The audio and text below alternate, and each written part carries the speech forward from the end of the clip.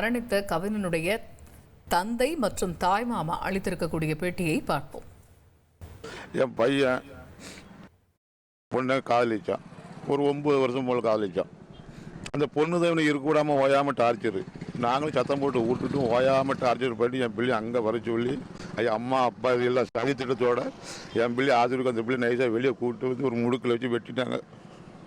முழுக்க ஆமான கொலை. அம்மா அப்பாவை கரெக்டாக கைது பண்ணி தீரணும். தூண்டுதல் நல்ல படிப்பான் சார். 10th 490 மார்க் எடுத்திருக்கான். 490 மார்க் எடுத்தேன் பிள்ளை. இப்போ படித்து ஐடி கம்பெனியில் வேலை பார்க்க சென்னையில். வந்த பிள்ளை வர சொல்லி தான் இந்த மாதிரி பண்ணிட்டாங்க பிள்ளைய.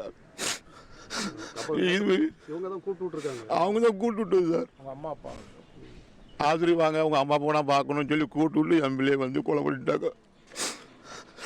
முழுக்க சரி அம்மா அப்பா அவன் தம்பி அவங்க காவல்துறை பெரிய அதிகாரினாப்புல அது மறைக்க பார்க்காங்க. ஐயா செத்தது வந்து கவின் வந்து எங்கள் அக்கா பையன். எங்கள் அக்கா வந்து ஒரு ஸ்கூலில் ஆசிரியர் இருக்காங்க. எங்கள் பெரியம்மா வந்து ஒரு ஆசிரியர் ரிட்டையர்டு. எங்கள் பெரியப்பா ரிட்டையர்டு. எங்கள் அண்ணன் ஒரு ஆஃபீஸரு. என் மருமன் வந்து இங்கே படிச்சுட்டு சென்னையில் ஒரு ஐடி கம்பெனியில் வேலை பார்த்தான். மாற்று சமயமான பொண்ணை வந்து காதலிச்சிருக்கான்.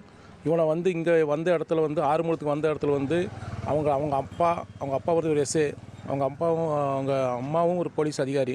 இவனை திருநெல்வேலிக்கு வர வச்சு கேடிசி நகரில் ஒரு கிளினிக்கில் வச்சு நீங்கள் உங்கள் ஜாதி வேறு எங்கள் ஜாதி வேறு அப்படின்னு சொல்லி என் மருமகனை வெட்டுறாங்க.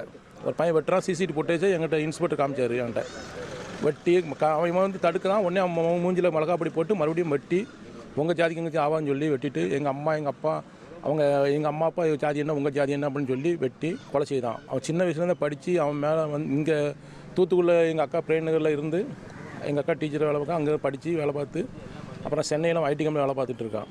வர வச்சு கொள்கிறாங்க. அங்கே இருக்கக்கூடிய காவல் ஆய்வாளர் வந்து இன்ஸ்பெக்டர் வந்து ஒரு மறைக்கிறதுக்காக இவ்வளோ இது பண்ணிட்டு இருந்தாங்க. மறுபடியும் இந்த கேஸை எப்படி மூடி மறைக்கலாம். இன்னும் இது வரைக்கும் அந்த தூண்டுதல் பேரில் உள்ள அவங்க அம்மா பேரையும் அவங்க அப்பா பேரையும் சேர்க்க மாட்டாங்க. எஃப்ஐஆர் சேர்க்கலை. நாங்கள் நேற்று எழுதி கொடுத்துருக்கோம். ஆனால் இது வரைக்கும் அவங்க எஃப்ஐஆர் சேர்க்கலை. அவங்கள சேர்த்தா தான் அந்த பாடியை நாங்கள் வாங்குவோம். அப்படின்னா நாங்கள் பாடி வாங்க மாட்டோம். அவங்க அப்பா அவங்க அம்மாவோடைய தூண்டுதல் பேரில் தான் அந்த எங்கள் அக்காவை நீ எப்படி லவ் பண்ணலாம் வெட்டலாம்னு சொல்லி வெட்டுறான். அதுக்கு சிசிடிவி ஃபுட்டேஜ் அந்த இன்ஸ்பெக்டர் கையில் இருக்குது. நேற்று அவர் பேர் என்ன தில்லையர் காசிராஜன் சொல்லி ஒரு இன்ஸ்பெக்டர் கேட்கும். அவர் சொல்கிறாரு 8 மணிக்குள்ளே நீங்கள் வந்து இந்த மாதிரி எஃப்ஐஆர் பண்ணலன்னா அப்படின்னு சொல்லி ஒரு போலியான ஒரு இது எங்களுக்கு தோணுது. அதுக்கப்புறம் எங்கள் அமைப்பு சமுதாய மக்கள் எல்லாம் சேர்ந்ததுக்கப்புறம் வந்து அதுக்கப்புறம் ஏடிசி அங்குள்ள ஏடிஎஸ்பிட்ட கொடுத்துருக்கோம். அவங்க அப்பா அவங்க அம்மா பேரை எஃப்ஐஆரில் சேர்க்கணும். எங்களுக்கு நீதி வேண்டும். ட்ரெண்டை ஃப்ரெண்ட் ஆக்கிக்கோங்க. தந்தி டிவியின் சப்ஸ்கிரைபர்ஸ் அண்ட் ஃபாலோவர்ஸ் குடும்பத்தில் நீங்களும் இணையுங்க.